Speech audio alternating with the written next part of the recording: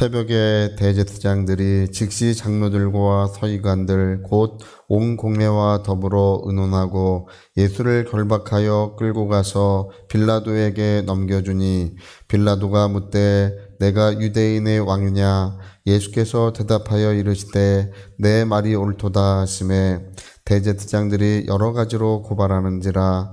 빌라도가 또 물어 이르되 아무 대답도 없느냐? 그들이 얼마나 많은 것으로 너를 고발하는가 보라 하되 예수께서 다시 아무 말씀으로도 대답하지 아니하시니 빌라도가 놀랍게 여기더라. 아멘. 네, 예수님에 대한 이제 그 이야기가 예루살렘 이제 빌라도에게로 이제 옮겨가고 있습니다.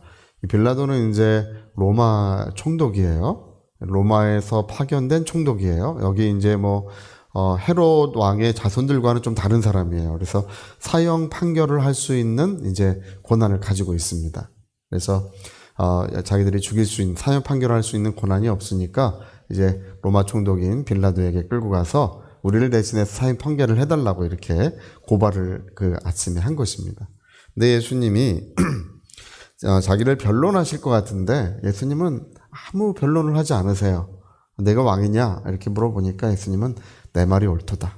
우리 요한복음에 보면 나는 이를 위하여 세상에 왔고 또 이를 위하여 내가 증거하는데 바로 이제 내 나라는 이 세상에 속한 것이 아니라 이제 하늘에 있는 것이라고 이렇게 밝히 빌라도에게 말씀하셨다고 기록이 되어 있습니다.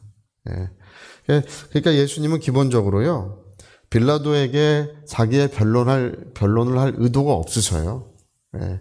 그럴 필요를 느끼지 못하고 계시는 것입니다. 예수님은 이제 하나님이 정하신 길, 그 십자가의 길, 이 고난의 길을 이미 걸어가시기로 작정된 분이시고 그것을 위해서 태어난 분이시고 그것을 위해 세상에 오신 분이십니다. 그래서 나는 죽을 계명도 있고 다시 살 계명도 있으니 이는 내 아버지에게서 받았노라 이렇게 말씀하셨습니다. 왜냐하면 우리가 이제 기본적으로 이제 그런 사실들을 이해해야 되는데 우리의 죄악을 위해서 죽으실 뿐 아니라 예수님은 고난을 통하여 영광을 받으시는 그런 구조로 돼 있어요. 예. 고난이 없이는 어떤 누구에게도 영광이 주어지지 않는다는 것이 이게 하나님의 대원칙이에요. 이 성경의 대원칙은 고난이 없이는 어떤 영광도 주어질 수 없다. 하나님의 아들이시라도 고난을 통하여 영광을 받으셔야 한다는 것입니다. 한번 그 구절들 잠깐만 우리 같이 한번 읽어봅시다. 우리 누가복음 24장 26절 자 같이 한번 띄워줬으니까요. 그리스도가 이런 고난을 받고 자기 영광에 들어가야 할 것이 아니냐 하시고 고난을 받고 영광에 들어가셔야 된다 이렇게 되어 있어요. 베드로전서 1장 11절도 그냥 한번 읽어봅시다. 자기 속에 계신 그리스도의 영이 그 받으실 고난 후에 받으실 영광을 미리 증언했다 이렇게 되어 있어요. 그러니까 고난과 영광, 이 고난이 없이는 영광이 없다는 것은 하나님의 대원칙입니다. 씨를 심지 않고는 누구도 열매를 거둘 수 없다는 것입니다. 어떤 사람이 하나님 열매를 나게 해주십시오. 무수한 열매를 우리에게 베풀어 주십시오. 이렇게 기도할지라도 먼저 씨를 심어라. 아무 씨를 심지 않고는 너가 어떤 열매도 거둘 수 없을 것이다. 하나님은 이제 그렇게 말씀하시는 것입니다. 하나님의 아들이시라도 우리 히브리서에 기록이 되어 있어요. 그 고난의 순종함을 통하여 영광을 받으셔야 했다는 것입니다. 그래서 성경은 우리 한 구절만 더 읽어봅시다. 로마서 8장 17절. 자, 자녀이면 또한 상속자 곧 하나님의 상속자요 그리스도와 함께한 상속자니 우리가 그와 함께 영광을 받기 위하여 고난도 함께 받아야 할 것이니라. 이렇게 이제 이게 이제 제가 한 구절 이렇게 찾아줬지만 신약 성경에 많은 구절들이 이렇게 돼 있습니다. 그래서 여러분 고난으로부터의 도피 이런 것을 꾀하시면 안 돼요. 고난으로부터의 도피 이런 것을 우리가 추구해서는 안 됩니다. 우리는 다른 사람이 십자가 다 버리고 도망가고 하나님의 그 역사를 다 팽개치고 도망가고 할지라도 여전히 그 자리에 남아서 주와 함께 고난받고 주님이 주신 십자가 기쁨으로 짊어지고 이제 그 너머에 있는 우리 하나님의 그 영광을 늘 바라봐야 할 줄로 믿습니다. 제가 나사로의 이야기를 늘 이제 생각할 때가 있어요. 여러분, 나사로의 이야기는 예수님이 지어내시거나 어떤 예화로 스토리를 만드신 이야기가 아닙니다. 거기 성경에 보면요, 누가복음 17장인가 기록되어 있는데 거기 시작이 어떻게 시작되냐면 한 부자가 있었는데 이렇게 시작해요. 한 부자가 있었는데 이 얘기는 실제 있었던 이야기라고 말씀하시는 것입니다. 그가 날마다 자색을 입고 호화로 연락하며 그 날마다 잔치를 베풀었다고 이렇게 기록되어 있고 그 문 앞에 한 거지가 있었다. 이 사람은 이름이 나사로인데 거기 부자가 상에서 떨어지는 이 음식 찌꺼기를 먹고 이제 살았다는 것입니다. 그래서 근데 이제 헌대가 이 피부병이 많이 나가지고 이제 일찍 죽었는 모양이에요. 그래서 나사로가 먼저 죽었고 이제 부자도 죽었는데 이 나사로는 이제 그 아브라함의 품에 갔다는 것입니다. 부자는 이제 이렇게 불꽃 가운데서 이제 고통을 받게 되었다 이렇게 말하는데 여러분 거기 보면 부자가 뭐라고 하는지 여러분 성경에 기억나십니까? 물 한 방울만 나사로를 아버지 아브라함이여 나사로를 보내서 물 한 방울만 적셔서 내 혀를 서늘하게 하소서.